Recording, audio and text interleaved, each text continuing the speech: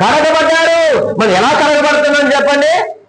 దేవుని యొక్క ఆత్మ ద్వారా మనం కడగబడుతున్నాం.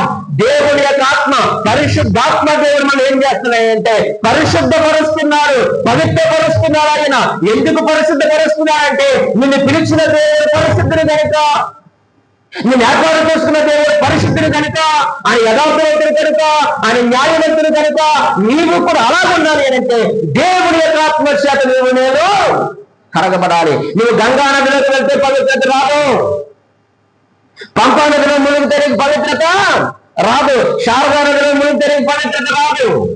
నువ్వు నీటిలో మునిగితే వచ్చేది పవిత్రత కాదు, అది మురికి నీరైతే గడ్డి వస్తుంది నీకు. కానీ నీ హృదయం కడగబడాలి అంటే, నీ ఆలోచన కడగబడాలంటే, నీ ఉద్దేశములు కడగబడాలి అంటే, నీ నడత కడగబడాలి అంటే, నీ బ్రతుకు కడగబడాలి అంటే అది పరిశుద్ధాత్మ దేవుడు మాత్రమే ఆ కార్యము చేసి నిన్ను నన్ను పవిత్రపరిచి పరిశుద్ధపరిచి ఆయన సొత్తుగా చేయగలడు.